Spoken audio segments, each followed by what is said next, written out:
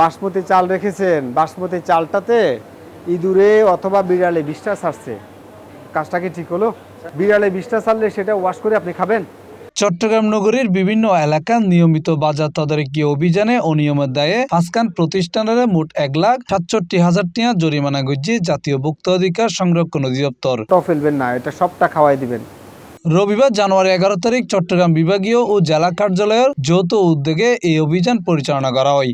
ওই যে বিড়ালে যে বিষটা ছাড়ছে ওটা কি ঠিক হয়েছে কি? অভিযানের 2 নম্বর গেট নাসিরাবাদ এলাকার হালাল চেবরে অস্বাস্থ্যকরভাবে হানার সংরক্ষণ ও ক্ষতিকর কেমিক্যাল রং ব্যবহার দায়ে 40,000 টাকা জরিমানা করা হয়। একই আলাহাত ফয়সাল মেডিকরে মেয়াদ উত্তীর্ণ ওষুধ বিক্রি করার দায়ে 1,500 টাকা এবং হীরা ফার্মারে মেয়াদ উত্তীর্ণ ও অনুমোদিত ওষুধ বিক্রির দায়ে 20,000 টাকা জরিমানা করা হয়। নাসিরাবাদ হাউজিং এলাকায় 7 ডেজ রেস্টুরেন্টত গুরুতর স্বাস্থ্য ঝুঁকির প্রমাণ পাওয়ায় 1 লাখ টাকা জরিমানা করা হয়। এছাড়া শাহ আমিন সুপার শপরে অনুমোদিত ও মূল্যহীন পণ্য বিক্রির দায়ে 6,000 টাকা জরিমানা করা হয়। অভিযান পরিচালনা করছে ভোক্তা অধিকার সংরক্ষণ অধিদপ্তর চট্টগ্রামের উপপরিচালক মোহাম্মদ ফয়জুল্লাহ। তো জাফরান তো আছে, কিন্তু জাফরানটাকে রেখে জাফরানটা ব্যবহার না করে রং ব্যবহার করছেন কেন? C+ TV Chittagong.